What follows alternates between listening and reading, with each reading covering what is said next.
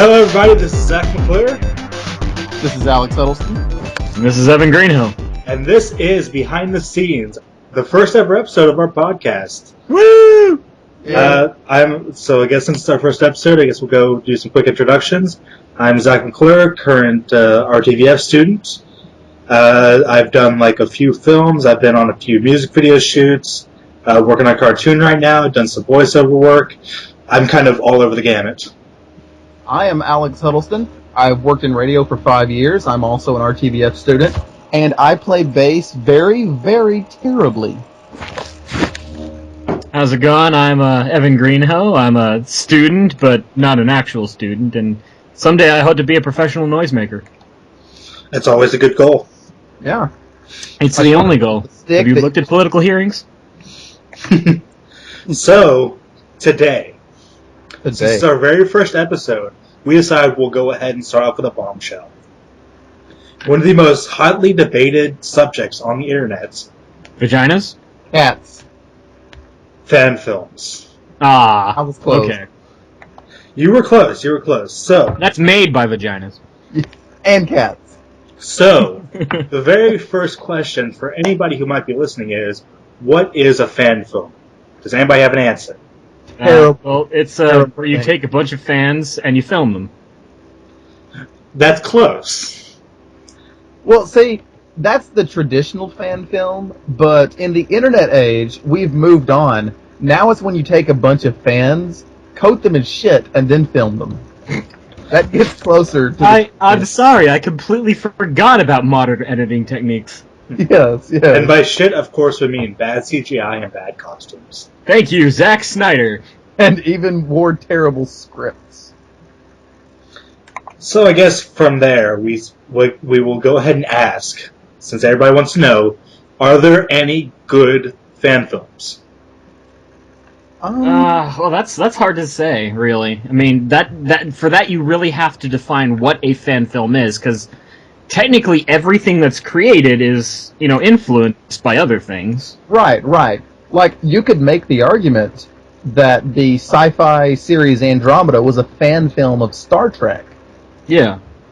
You definitely could. And that also comes to what is, the gray zone? Like, what is a fan film? What is original? A fan film... So on a technical aspect, a fan film is something that uses an established universe or established characters in their own way, usually without permission. Right. A fan film is usually a tertiary film to the primary text. Yes. In other words, the primary text is when somebody goes out, they make a movie, they get funding for the movie, that's the primary text. Then, if they or the studio make another movie, like within the same universe, like a sequel or like an alternate universe thing or something, that's a secondary film. Still made by the first guy, but it's different from the first film. If someone not connected to that guy, a fan, makes a film based off the first one, that's a tertiary film. It's 2 steps removed. Yeah. What would you count adaptations as? If they're done officially and they're with permission of either the studio that holds it or whoever holds the copyright at the time, then yeah, that's not a fan film. Okay, because the first thing that comes to mind when I think of obscure or representative fan films is I think of Scott Pilgrim. Right. That's the first thing that comes to mind. And that's again the gray area where you have films that are fan films and films that are heavily inspired by fan communities. It's just, when you get down to it, you could even argue that there are many episodes of Star Trek that are fan films of Star Trek. Right. Because during the production of Star Trek, they allowed you to send in your own scripts. Yep. Just that. Gene Roddenberry was really only super heavily involved with the first season. By the time the Next Generation came around, Star Trek had completely new writers, completely new creators. Gene Roddenberry barely had to say anything at all. Yeah, so you could honestly say that any Star Trek after the original is simply fan expansion of the first one. Exactly. And kind of a step away from fan films, there is in Star Wars, there is the expanded universe, which you can almost consider fan projects because a lot of the writers that become like the book writers are usually fan fiction people. Like R.A. Salvatore. Yes. One of my favorite examples of that, and I think probably the most famous, is actually David Tennant. Oh, absolutely. Yeah. He was a huge fan of Doctor Who, and did he make any fan films? No, but the reason that David Tennant got to, audition and become part of the Doctor Who universe is because one day he was in a recording booth doing voiceover work for a commercial, and he heard that in the next room they were doing the Scream of the Shalka, which was the Flash animated film that they made in hopes to reboot Doctor Who, because this was back after, before Eccleston and all that happened, and they'd started the new series. So he popped over there, and I don't know, probably got down on his knees or something because he's like that, and begged these people. He talked to them about the idea of it and about auditions. Didn't he display how much he just knew about the Who universe? He was such a big fan. Right on, yeah, and find out about what they're planning on doing with it, what's going on with it, and because of that, they kept him in mind. And then when they were doing auditions, they brought him in, and they made him the second Doctor. Yeah, that's pretty much every big fan's wet dream. Yeah. One day they'll be in that right place at the right time, and they'll be able to demonstrate how much they truly love something, and someone will recognize that and give them all the money and fame. Right. And you know what? Sometimes fan films get some interesting people to help out with them, which brings me to the other question. Are there any bad fan films? That kind of goes hand in hand with the question of, are there fan films? Yes. And I mention this because one of the major ones that recently came out was a little fan film, doesn't even have really a title, just called the Sonic Fan Film. Yep, I knew you were going to bring that up. Oh, man. Which I specifically say because the main character is played by Jaleel White. Or in other words... Sonic from the original series. Yep. And so I don't know how they got the funding, since they're making no money off this. Or if I don't know if they have ads over their videos. Well, dude, if you look at some of their cast, I think they probably asked for people to donate in, because Brentalfloss is in that movie. You got Doug from Nostalgia Critic in there. They've got a lot of famous people on the internet. Yes, I know. I looked in the credits, and apparently James Rolfe of Angry Video Game Nerd fame is in there too. Yeah. Which I had no idea because. Well, he plays one of the newscasters, dude. Oh, does he? Oh, yeah. Didn't even notice. Brentalfloss is in the crowd at the beginning who's looking up at the ship. Angry Video Game Nerd plays a newscaster, and Doug is the first guard that's about to be shot. Yeah, and I love that scene because apparently I don't know who made that scene, but they gave him no lines. Yeah. They hired him to look. Yep. Okay, do you mind if I rant for a bit here? Go for it. I've been watching that video a couple times over the last couple days. It's like a train wreck. I can't pull my eyes away. And it really brings me to, in my opinion, what the greatest failure of fan films is. And that there is no editor. There's no one objective to look at it and say, hey, this is shit. Exactly. Everyone needs that. Because you know what? I will give it this. That film, some of the effects in there were very good, especially considering how low a budget they must have had. They probably had some damn good people working on that film. And they managed to get, big names. They got frickin' Sonic, They had the elements. They just never brought anybody in who could weave those into something that wasn't shit. Yeah. Yeah. They didn't have that guy there saying, hey, this script, while, accurate to the Sonic universe, is horrible. Well, they probably did all they could to avoid people like that. Yeah, exactly. That's the worst thing about fans, in my opinion. And you need that critical eye, because if you want to make something good, you need someone who will tell you honestly what they think of the product. When you surround yourself by yes men, then you're hearing what you want to hear. You turn into Yuva Bowl. Yeah. In fact, we have a word for that now, the Internet Hug Box. Yes. Yay. 2 words, technically.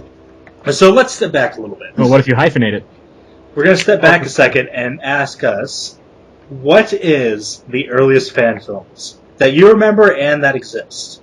Ooh. The earliest one that I legitimately remember that I considered being like an actual film. You remember a long time ago, Metal Gear Solid Philanthropy? Yes. The trailer for that looked wondrous. I mean, it was gorgeous. Then I saw the film and I was like, it's all green screen and terrible acting. I'm so ashamed of myself. Well, looking through here a little bit, you have they go back as early as like the 20s. I would think the earliest fan film would be Nosferatu. Yeah. Yeah, that's almost exactly it. There you go. According to Wikipedia, the absolute height of research, the earliest fan film is called Anderson Our Gang, produced in 1926. Sounds awesome. It's shot in Anderson, South Carolina, and is based on the Our Gang film series. Huh. So, and then you have a bunch of different people who have admitted to being fan film people, including the ever-famous Hugh Hefner, Don Glutt, Thunder on that. Andy Warhol produced a film called Batman Dracula. Andy Warhol, though, you got to give it to him. He made the idea of fan culture as pop culture. That he made that his image, though. He made that his thing, and he did it quite well. Things with pop culture that we still don't understand today. Yeah. And yeah, there's of course the Star Wars fan films, which are run rampant nowadays. Especially after the prequels came back and you had the new generation of fans making basically lightsaber fights. Oh, my God. Oh, man. Of course, you have, between the 70s and now, you have the Star Trek fan films. Yeah. You have the Doctor Who, which probably reaches back all the way to the 60s. Oh, back when it first started, yeah. Hell, back when it first started, it was almost a fan film of itself. Right? It was kind of like it trying to create its own self by making itself. It was very meta. Yeah, you know what? I think a Doctor Who discussion would be pretty good here. Because Doctor Who, the very first episodes and the original few seasons and stuff like that, they share a lot of these same elements, yet they made it work, you know? The budget was crap. The audience they were making it for were the same insular geeks that fans are making theirs for today. Sorry, geeks. But a lot of the elements were the same, yet they didn't seem to fall in these same pitfalls. They put out a great product that, while it looked corny as hell, is just a lot of fun to watch. And I can't say that about a whole lot of fan films today. I think a big part of it was because they didn't really seem to care about hiding it or dressing it up as having a reason for that. They just were like, okay, we don't have a big budget or a whole lot of great sets, but this dude is a time-traveling weirdo. Let's watch. They're like, okay, who's the villain this week? What do we have? An inflatable chair. That's the villain. Awesome! Oh god, wasn't there a monster who was literally a man, wrapped in, purple bubble wrap? Yeah, probably. Yeah. But, of course, you have some that have reached significance, standings. You have Star Trek Hidden Frontier, which produced 50 episodes over 7 seasons, which is a lot for something that had no budget. Holy crap. Wow. You have, and of course there are 2 other Star Trek things. You have a Lord of the Rings fan film called The Hunt for Gollum, which debuted at the Sci-Fi London Film Festival. You have Return of the Ghostbusters, which actually was referenced in the Ghostbusters video game. And The Green Goblin's Last Stand, which garnered recognition and endorsement from Stan Lee. Wow. Also, there was a Batman one too, wasn't there, where he fights Alien or Predator. Oh yeah, that was a popular one.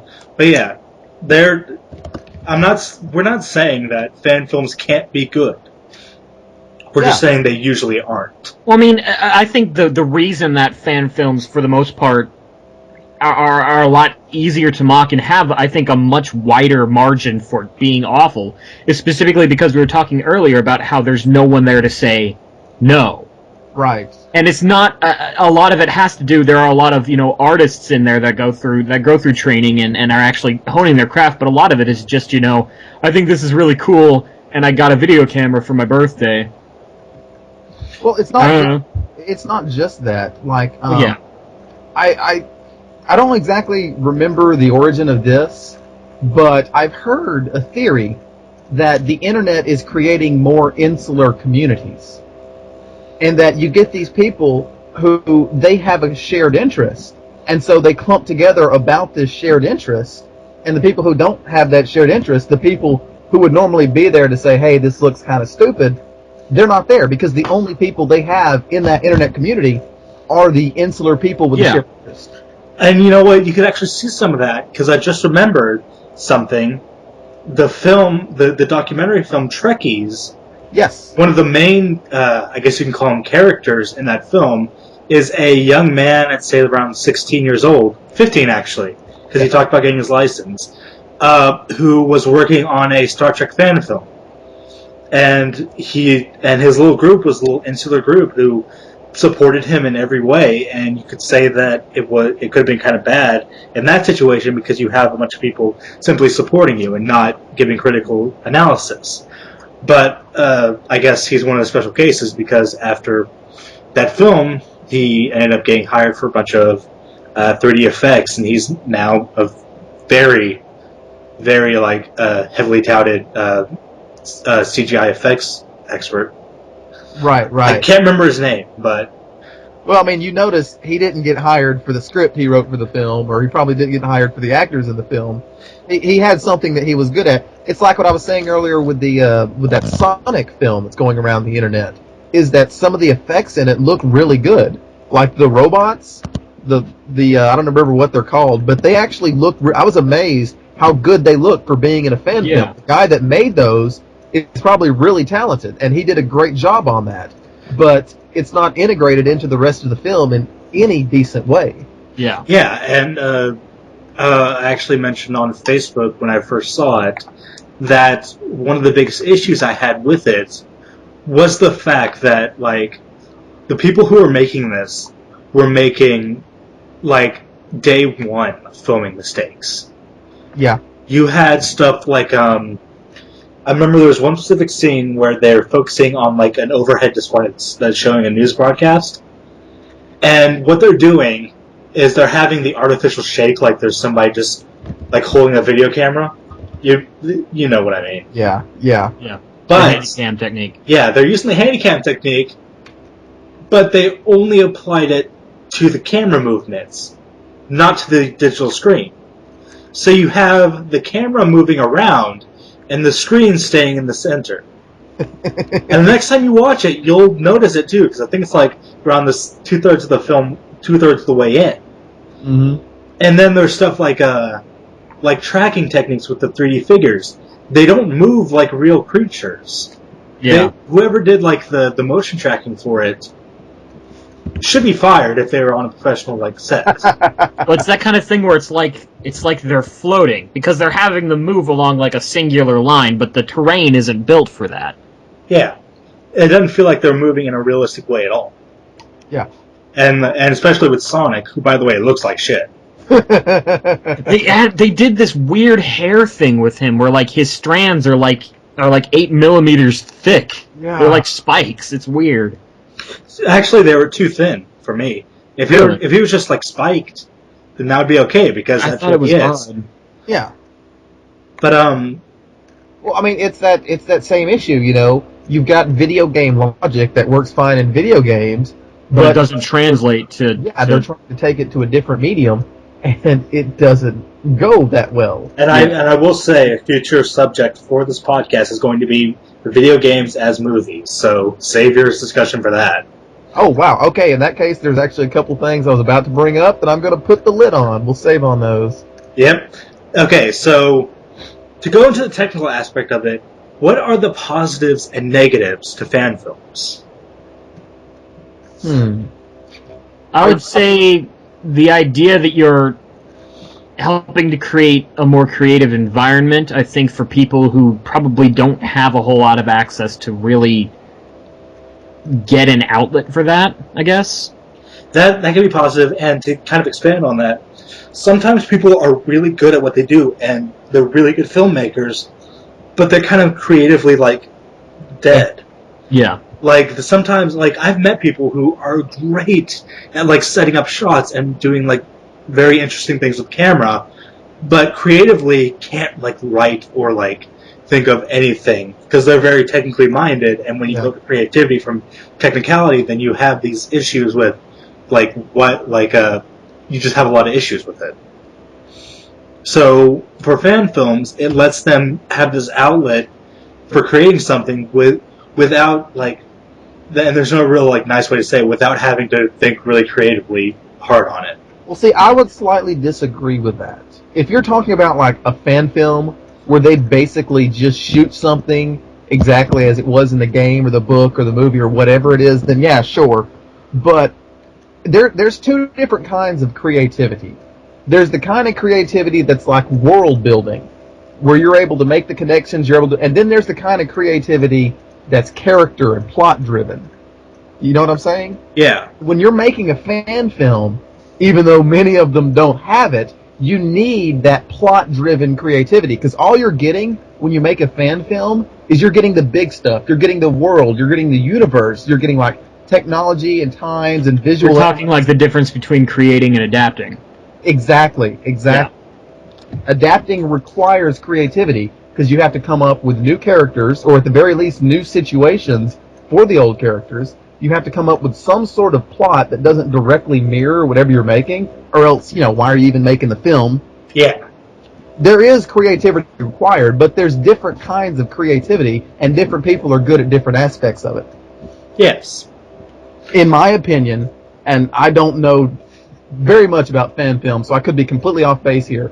In my opinion, I think the most successful fan films are made by the people who are good at, character close-up creativity, and just borrow someone else's world, who are good at adaptation, not overall creation. And I can see where you're going with that, and I actually kind of agree a bit. It's just that, like I was saying, sometimes there are, like, a choice few people, and it very rarely comes up, actually, like, a lot less than some people would think, or some people would like to think of themselves, that there are just people who, and usually they're the ones that are the cameramen, that are just really, like, technically, like, efficient. Oh, I'm not disagreeing with you on that. Yeah, no, you've got your DPs out there. Yeah. But I'm just saying that there are people... I don't even remember what I'm saying anymore. Never mind. Yeah, I kind of got lost, too. But it's that whole aspect of the physical aspects of it, and then the artistic or the emotional aspects of it. It's left brain versus right brain thinking. And with that, and sometimes another thing is, sometimes there's a really interesting thing that could be done with a setting or a world that the original people have not done.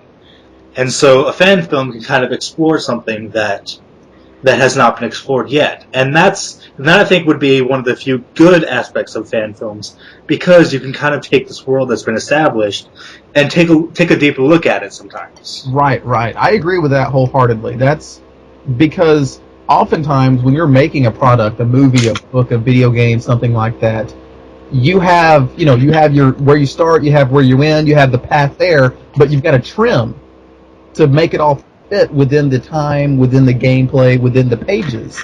You've got to trim stuff out. You've got to leave some stuff unexplored that might be really interesting.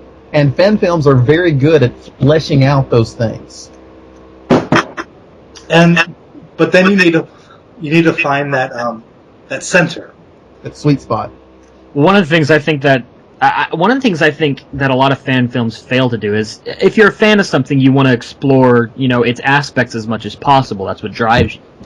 And one of the best things about films is that a lot of them leave little things out. They leave you wanting more of it. And I think a lot of people who make fan films really try to cram as much as they can in to feel like they're, exploring as much as they possibly can about it. so it doesn't have the same impact as traditional film. Yes, and that could be a good thing, but that could also be a very bad thing. Yeah. If a film is meant to end at a certain point for story reasons, if you go deeper into it, then you're just kind of ruining the aspect of the film that made it good. It's chuffa. It's chuffa. Like, take the Bourne series, for example. The whole point of the Bourne series is supposed to be about Jason Bourne post-amnesia. It's about this guy who gets thrust into a world he has no clue what's going on because he literally has amnesia, and he has to find his way through it. If somebody made a movie about Bourne before he had amnesia and explored his entire spy career before that, it wouldn't really matter, because that's what the films are about. That's why the Star Wars prequels were exactly so weird to stomach. Exactly. And and just on that, like, and sometimes there's a universe that is extremely fleshed out to the point where making a fan film almost feels useless. Yeah, because everything's been done. And to expound on that, one of the series that I hate getting fan films for is Legend of Zelda. Oh, yeah. because the main question comes up, what are you going to do that has not been done in the main series? Right. Yeah. And Zelda has always been a series that has prided itself on being so in-depth and being so, like... immersive. Being so immersive, thank you. And when you make a fan film about it, you're either just remaking the main story, or you're going to characters who already have their stories explained. Or you're going, excuse me. Yes. Which, if they remade that game in live action, I would wholeheartedly watch it again. I would watch it forever. Like, I would watch a live-action adaptation or fan film based on the Wands of Gamelon. I will just say that. I would just put it on a loop. I wouldn't go to work. I wouldn't eat. I would just watch it all day. So, since we're talking I would lose my mind. Positives and negatives, I guess one big question is, are they better or worse than other fan materials? I think that's subjective to an insane degree, because that in itself is to say that one aspect of media is superior to another, which can never really be said, I think. Yeah. No, I think, I realize, of course, this is all opinion. In my opinion, I think they're worse, and here's why. Because when you have something, the thing I'm going to reference here is fanfic, which everyone knows fan fiction. Fan fiction is pretty universally terrible. But the thing about fan fiction is, it's made by one person. So you get a whole lot of fan fiction out there from people who can't write, from people who are just basically trying to write porn for stuff like that. But you also get fan fiction out there from people who are good at writing. And when someone's good at writing, and all they're doing is writing, you generally tend to get a good product out of that. But films involve so many people. Hollywood is a multi-billion-dollar industry that all revolves around bringing together 400 or 500 people that are all good at their job and making them good together. Fan films almost never manage to hit that sweet spot where everyone is being good at everything they need to be good at, because there's just so many people working together, and there's no quality control. Exactly. And there is good fan fiction out there. There are good fan films out there too, but yes, when a good fan fiction is found, and before you say anything, I know you know what I'm about to say, but 50 Shades of Grey is a fantastic fan fiction. It is a terrible story and terrible book, but it's good fan fiction. Yeah. And I will harp on it all I want because it is fucking, like, Twilight fanfiction. But it got published for a reason. Yeah. Twilight is fan fiction in and of its own self. Yeah, of Stephanie Meyers.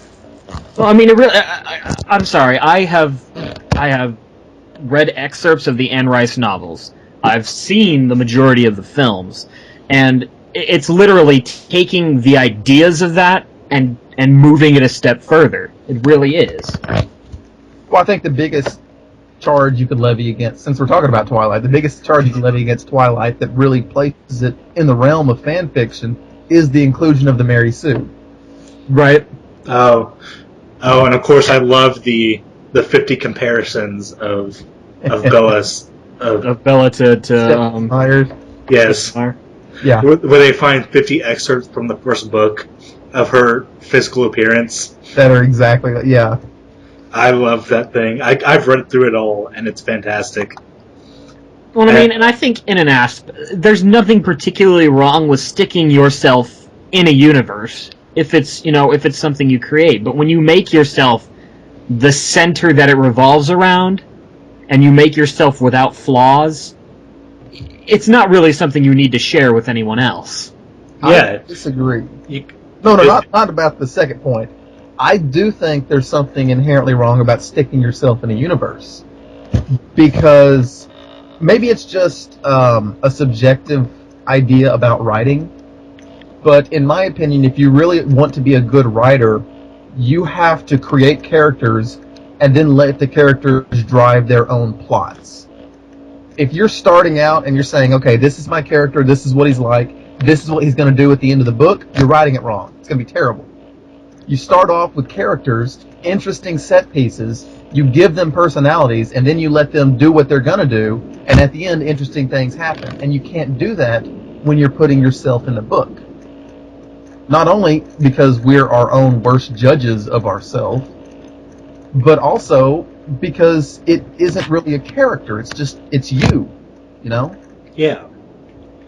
I don't see how you can get a good story out of something like that, putting yourself in a book. And, well,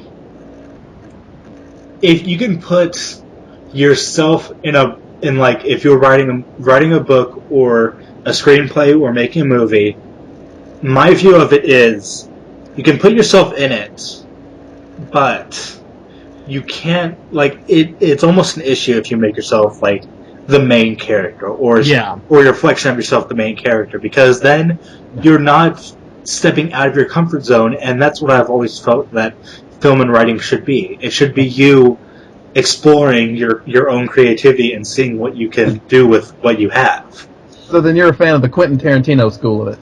Yeah. Well, I don't like Tarantino all that much, but that's a subject for another time. Basically, I think he's kind of a meathead and that he relies on violence too much.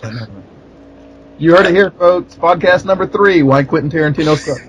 Yay! But, we might have to make that one go long. Podcast episode 3, 4, and 5. Be right back, gentlemen. The first ever 24-hour podcast. So, and my best example of that is, if you put yourself in it, I would almost say don't make it a serious role or anything serious about it, unless you're a fantastic actor. In fan film, at least. Yeah. And my best example of that is, he's not a fantastic actor, but Kevin Smith puts himself in several of his movies, but he puts himself at the butt of jokes. Yeah, I like Kevin Smith's movies. I feel about Kevin Smith how you feel about Quentin Tarantino. Yeah. Exactly the meathead comparison, but kind of similar feelings about it. I like the movies he makes. Not huge fan of the guy personally.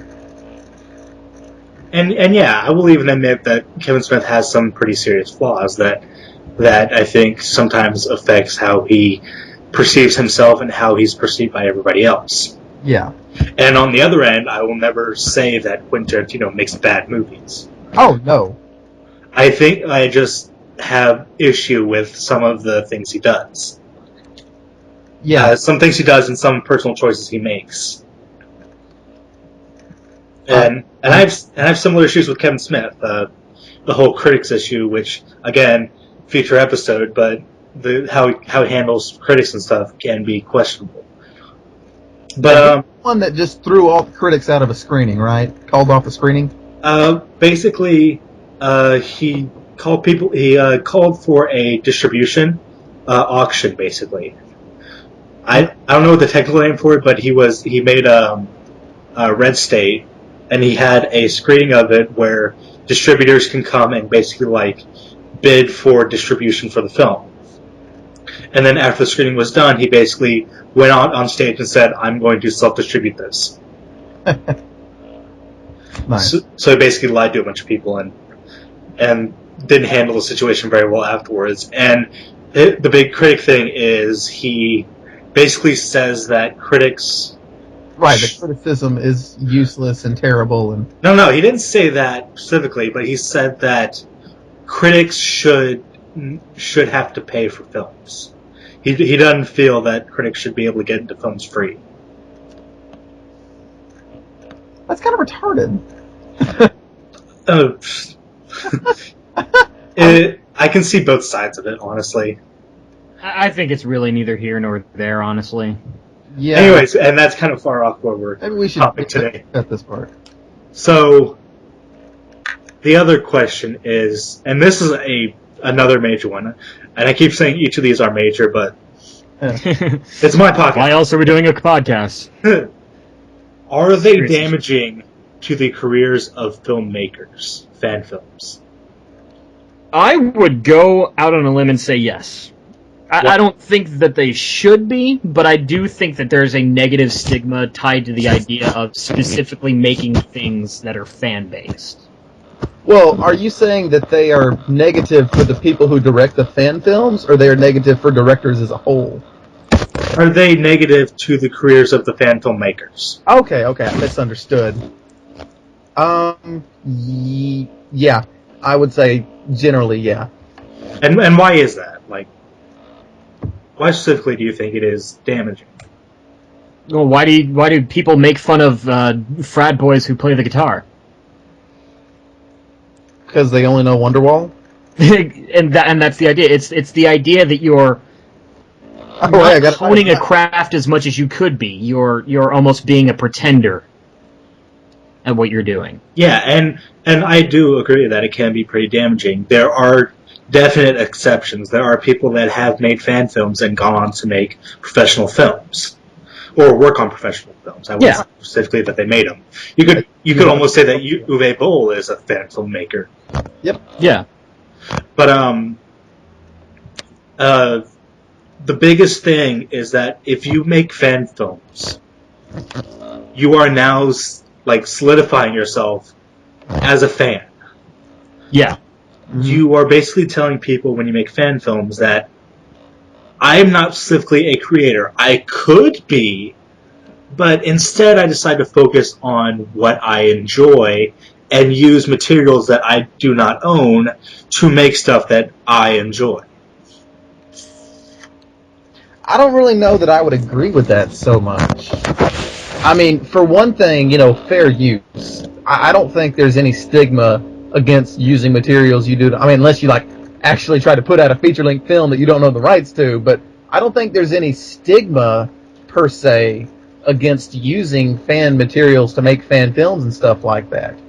I think, in my opinion, it's more damaging just because of the general low quality of fan films. In that, even if you're good at what you do and you do a good job on the film, if the quality on a whole is terrible, that film is going to reflect badly upon you, and it's going to harm your career, in my opinion. Yeah. And so rare few fan films are actually decent, much less good, that on the whole, it's a pretty losing proposition to try for it. Yeah. And kind of on the opposite end of that, do fan films affect what they're paying homage to? Definitely. Yeah, I would say yes. You think so? I would say that it depends upon the viewpoint of who originally created it, who it is that is now creating, that is adding to the property with the fan film, and overall who in the middle is processing all of it. But do you think it's affecting it positively or negatively? That just depends upon what it displays. I think that's ambiguous. Yeah, I don't think you could tag a generalization like negative or positive to something like that. Do you mind if I get a little technical again? Go for it. Okay. When you are creating any kind of a media or text, as they're called, you've got three distinct stages. When you're making it, you are encoding ideas, biases, all kinds of stuff into the film. And then when the fans receive that, they decode what you give. But their own biases and cultures and stuff like that might not cause them to decode it in the way that you encoded it. There's always a little bit of error there. Sometimes they have oppositional readings. Sometimes they have, negotiated readings, stuff like that. What a fan film does is it allows for these filmmakers, after they encode this stuff into the film and send it out for the audience, it's like a mega form of feedback. Because then they get back a product from the fans encoded with what the fans decoded. Do you know what I'm saying? Yes, I actually do. Yeah. I mean, if you're a filmmaker and you're all about speaking the language of film, getting feedback in the form of a film must be incredible, Yeah. That's got to be telling you stuff about what you're getting to your audience, who your audience is, and how your audience is reacting to this stuff in a way that no other form of feedback could. That section. And it's kind of interesting, too, how every once in a while you get a fan film that kind of gets it, that kind of gets what a film is talking about. Yeah. And comparing that to a story I heard recently, you of course know about the recent remake of Total Recall. Right. The director of Total Recall, the new one, had to call the original director to ask what the film was about. Wow. And ask what the ending of the film meant. Yeah, but he may just have been sick. I mean, that's the guy that made Underworld. Oh. Low blow, man. I enjoyed Underworld enough, but it was very bare. Well, I mean, I can see how someone could pull an ambiguous ending out of the end of Total Recall. I could see it. In the same way that some people thought there might have been an ambiguous end to the end of the Batman trilogy. Oh my god, so many people would just get in huge arguments with me telling me that Batman is really dead and that, what's his name, the butler dreamed it all up. Alfred. And I think that's to that end. That's just a runoff of Christopher Nolan's other films. Right. Because when you're kind of forced by a filmmaker to think very heavily on subjects that he follows before, and then he makes something that's a bit more straightforward, you've already trained your audience to kind of go, well, there has to be deeper meaning to this because this is what he does. Well, I think that as a general thing, just both of these fall under the idea of fan theories. Yeah. Right.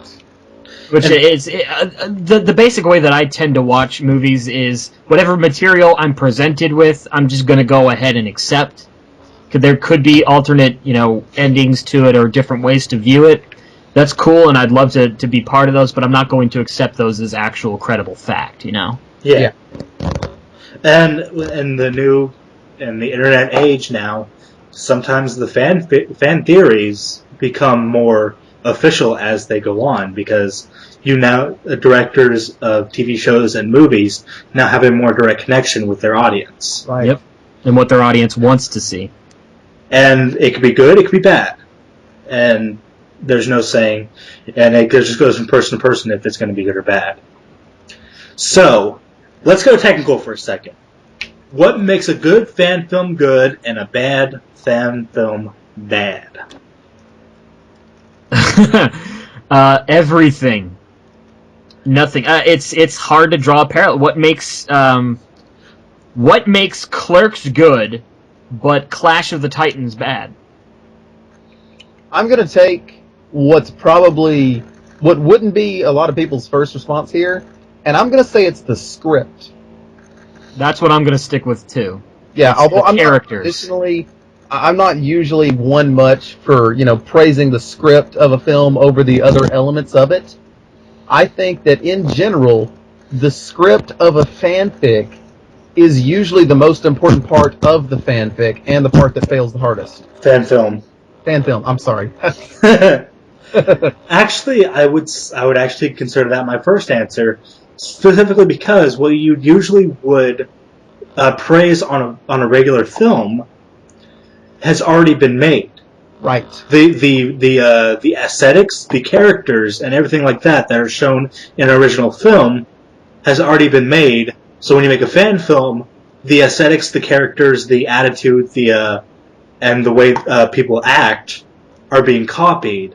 So the most praise you can get for the visual aspect of it is simply how close to the film it is. That's the best compliment you can get for a fan film. Right, and a lot of fan films, by their very nature, have to be low budget. So you can't really decry a fan film for having bad costumes, for having inferior cameras. I mean, you could just say it has terrible camera work, but a lot of the elements that we associate with the big, blockbuster movies just aren't going to happen in a fan film. They can't. Yeah. And writing costs the same whether it's good or bad at any quality. Exactly. Well, not technically true, but yeah, pretty much. But if a person can write words, it's dependent upon how they view it. Exactly. And yeah, so the best thing you could do for a fan film is have a good script to go with it. Right. And with that, that's sometimes where the critical eye comes most useful. You can have the like a good camera operator, a good DP, good audio operator, and stuff like that who can lend critical analysis to it. But when it comes down to it, your bread and butter is going to be the dialogue, the story that you present, and that all comes down to the script. And if you don't have a good script, then you don't have a good movie. You don't have a good fan film. Yeah. I mean, and that's true, I think, of literally every form of media. The earliest aspect of media in our society was storytelling, and it's the single thing that every other form of media is based on. Is the idea of telling a story. When we start expanding it that much, I don't know that I would place... I mean, obviously the script is super important. I don't know that I would place it on a pedestal above everything else, just in the grand scheme of things. I mean, like, when we talk with other people in person, the actual words that we're saying make up less than 3% of the 3% of the actual communication that's going on. Yeah. The rest of it is all in body language and tone of voice and the subtle things that a film has to try and capture. Yeah. And like I said, when you're making a fan film, that's already been done. Exactly. Yeah. All you're doing is copying that and hoping that the story that you're trying to tell is strong enough to carry it. Right. And so that leads to the question, what could make fan films better? More critical analysis. And sorry. Oh, go ahead. Character development lessons. Teach these people how to write an interesting character. It can be taught. I've seen it done. And you know what? And I hate to be the person to say it. Go to school. Yeah. Like, sometimes the best thing you could do for a fan filmmaker is say, go learn the basics and how to refine what you do. Right. Like, I will admit, I don't know if I've made any. Have I, Evan? What? Have I made any fan films? We used to film stuff, but we never actually turned any of it into a finished product. Okay, so we've worked on fan films. Yeah, we've worked on it. We've never released never any. Done any. And as you've noticed, my memory is so bad I had to ask him if I've made any. I mean, and I think that's a blessing more than anything else. Yeah, we've made terrible stuff. We've been there, we just haven't, defined it. And I'd say probably one of the best things for me is going to school and learning the ins and outs of making a film. And learning what people want, what the target audience is, and stuff like that. And I have no interest. Well, actually, I will actually be perfectly honest here. I do still have interest in making some. They're not strong interests. They're not any that I'm going to ever follow through on. Yeah. But there's always that part in the back of your mind. There's always the fan in your head that says, wouldn't it be cool if you did this? And I like to think that's with everybody. You know what? as terrible, as almost universally terrible as they are, I really, really do like fan films. And it's because the simple reason that when someone goes out and makes a fan film, they go from being just another consumer to being a creator. Yeah. They take that all important first step. Because every single one of us has seen something that, provoked a thought or had a flash of inspiration or thought, man, that would be neat. And I would say less than 1% of us ever even try to follow through on that, much less actually do anything about it. But these people that make the fan films, no matter how terrible they are, they actually went out and did something. They got off their butt, they got a camera, they rounded up some friends, and they created. Well, I mean, it's a reminder that independent thought is out there.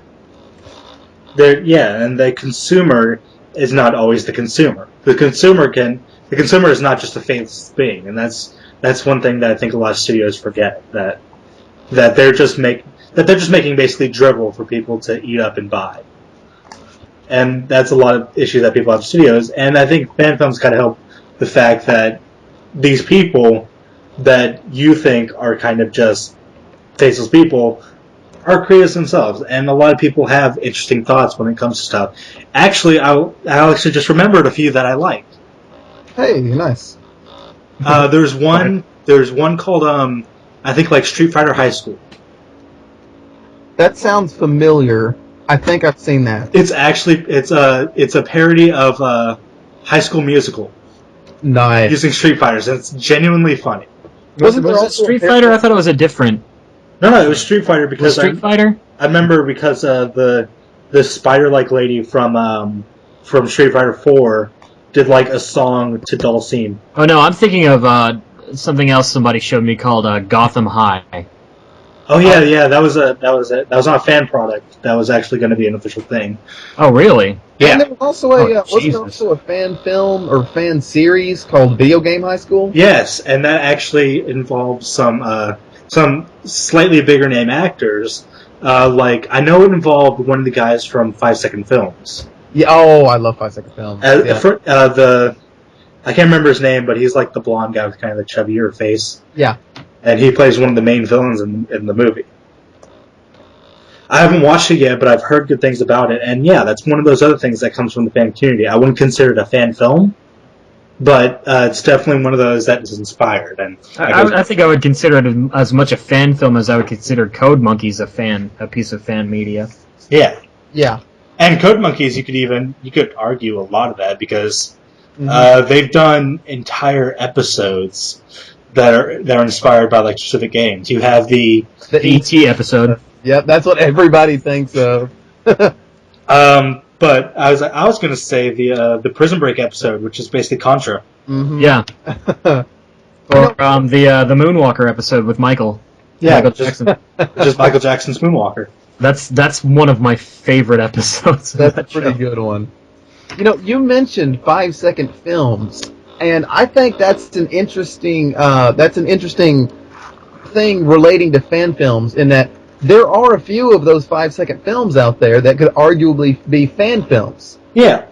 Yeah. And I think that is a good way to try and approach it, in that 5 Second Films didn't set out to make a fan film. They set the limits in place. We want to make something funny.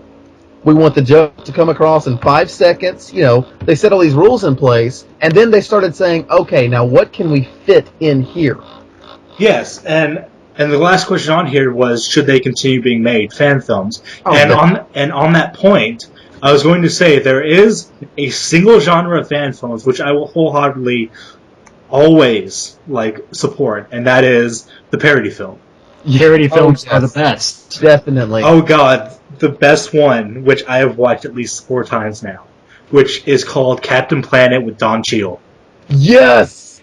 With the trees! Yes, the trees everywhere.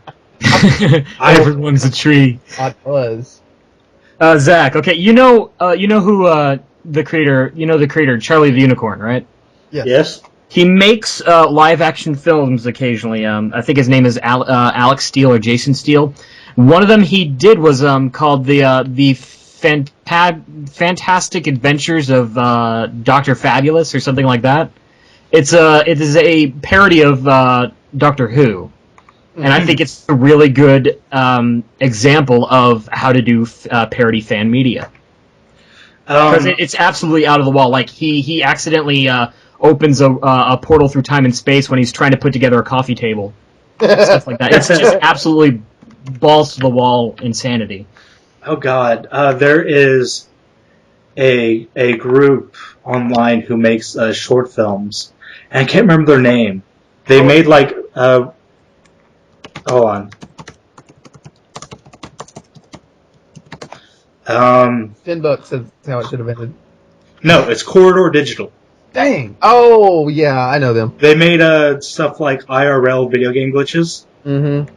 But one of the films they actually did, they recently released one called The Glitch, which is Mario based actually. But one of the things they did a while ago before they did release the IRL video game glitches, and which basically made them world famous, they released one called they've done Minecraft ones before too, but they released one about they released one called Adventure Time, which is a live action fan film of Adventure Time, and it's kind of actually played a little serious, and it's funny in that sense that it's a serious kind of fan film with like an adult Finn and an adult Jake fighting evil, and they use all the same powers that they have in the show, except played completely straight. Like Jake would have like this giant, like powerful arm that he'd punch people through across the room. I have seen that, yeah. And it's a great film. The Corridor Digital guys make great everything. Yeah, too bad that they're stuck like working on fucking Annoying Orange. Yeah. But yeah, the answer to the question of should they continue to be made is yes. Yeah, definitely. Yeah. I think fan films are actually fairly necessary to our culture as a whole. Yeah, I would agree. Yeah, and it's not necessarily the fan film itself, but the idea of the fan has proven so important in media. When you look at the great filmmakers of the 70s, 80s, and 90s, when you look at your Steven Spielberg and your George Lucas and stuff like that, they were fans. They grew up on movies. They loved movies. And then when they reached that age where they could start making and creating themselves, they created love letters to the movies they had seen, and it was amazing. Yeah, and it defined some of the best films of film. Yeah, and that goes back to the title of fan film. Fan films, as we see it, are films made specifically in a universe. But if you look at the title, it's fan films. It's films made by fans, and if you look at it like that, then basically every film made today is a fan film. Yeah, and that's a very important thing. Like when you have this thing, when you have this love for a show, and you want to make something, even if you don't mean to, subconsciously you're going to take away from it. Yeah, You have the George Lucases who are inspired by the serials, down to how he transitions his Star Wars films are based on the old serials. Yeah. And you have your Indiana Joneses, which the outfit that Indiana Jones wears is directly actually taken from an old serial. Like, I can't remember which one it is, but the actual outfit he wears is piece by piece an exact copy of another character. There's a web series online called Everything is a Remix. Have you heard of it? Oh, yes. One of my favorite parts of it is when he's talking about how do we define, copywritten intellectual property aspects of that. But my favorite quote from that film is when he says that creation requires influence. It requires pieces to be put into, the brain so that something new can be made out of it. And I think fan films are a great example of that, because it's literally us taking the images and the ideas that we were presented with as children, as adults, just anywhere throughout our life, and processing them as we would have them. Yes. Yeah. So yeah, and we harp on them a lot because a lot of them are honestly pretty bad. But if I was told tomorrow that they passed a copyright law that said no more fan films could ever be made, I'd be the first person to sign the petition to say. I'd be furious. I would definitely say like that's wrong. That like fan films are absolutely necessary for this world. And you know, it'd be the same if they said like they passed a law that said fan fiction could never be written or produced. That law would be broken a lot. Yep. Yeah. And there have been like attempts by different studios to kind of shut stuff like that down. Oh yeah. Like all the time there are copyright claims for fan films out there, and there are actually specific studios that say you cannot make anything using our products. But anyways, I think that was a fantastic episode. I have a question before we Yes. end. What is your favorite example of fan media? Well, if you were to get down to it, fan film. No, I mean not a specific media. I mean a specific example, like a specific film. Oh, my favorite example? Mhm. Ooh, I'd say that actually changes from like day to day. There are some pretty good ones out there. I'm just saying, as a preference, what's your favorite at this moment? Any media? Yeah, any kind of fan media. Yeah. Skrillex Quest. What? Skrillex Quest. What's that? It's a fan-made game where somebody took some of the aesthetics of Zelda, put it in a corrupt NES cartridge, and then scattered it together with Skrillex songs. It sounds terrible, and it is so amazing to play. Okay, I have two, and they're both fan games, technically. One, The Room the Game. Room the Game is one of the best. Oh my god! That game is probably one of the most amazing things I've ever played. And second, Retro City Rampage. Oh, yeah, I don't have Retro City Rampage because I'm a poor college student, but I've heard nothing but amazing things about it. Oh my god, it's basically GTA 3, but with 8-bit and 16-bit references everywhere. So then GTA 2. Yeah, and it plays like GTA 2, kind of. I want to play it so bad. Oh, and one thing I will say about the game, one of the best features isn't even gameplay. If you go into the options, and go into video options, and you can actually change it to any old hardware, from Atari 2600 Nice. to anything between Atari 2600 and I think Sega Genesis. And it will make it look exactly like the game. That's amazing. Including the Virtual Boy, the original Game Boy. I think they have all the original PCs, like the ColecoVision? like the ColecoVision. Yeah, they do have that. Commodore 64. Oh man, that sounds so cool. And yeah, and if you actually go into the arcade in the game, they got permission from different indie makers to make fan versions of their games in the arcade that you could play. Like there's I think called like Super Meat Boy Race, where you play as like Super Meat Boy, like as you know those kind of like motorcycle games from like a long time ago where you'd like be going down like a 8-bit street. Pole position, stuff like that. Yeah, stuff like that, and it's like a Super Meat Boy version of it. Another one's like a Bit Trip Runner. Oh man, nice. So yeah, and you can definitely tell that the person who made this, because he worked on it for, I think he started like a few years after GTA 3 came out, because it was originally a GTA 3 fan game made to play like a NES game. Wow. And he's been working on that for years. I think like 8 years. Yeah, a long time. Yeah, so He deserves all the money. yeah, and it's a fantastic game, and anybody who hasn't bought it yet, buy it, because it is genuinely like a fun game. Cool. Nice. So yeah, thanks. My favorite example is actually in an episode of Community. It's when Troy and Ahmed recreate a scene with as Bert and Ernie. Oh yeah, Just the part where they eat the cookies kills me every time. and to go with an entire episode of Community, I think the first episode I watched, and still my favorite episode, is the D&D episode. Nice. Oh, nice. I like the mobster episode with the chicken fingers. Oh yeah, and of course that goes back to the fact that it's an homage to like movies like Goodfellas and Godfather and stuff like that.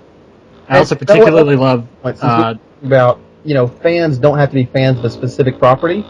Every homage is a fan film. Yeah, Yeah. like and if we live in a world without fan films, then we live in a world without films. Yeah. What were you going to say, Evan? I was just going to say I'm particularly fond also of the animated Christmas special episode of Community. Just the idea of you're seeing what's happening when they're like claymay, and it's in Ahmed's imagination, and then you're thinking about what is actually happening in the room. Them all there. What's actually happening around Abed? Yeah.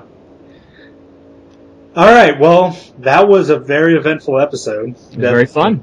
Yeah. Thanks to everyone who listened through all of it. And of course, we'll be back next time with video games as movies. Woo! Yeah. This has been Zach. And Alex. And Evan. Thank you for listening. Bye.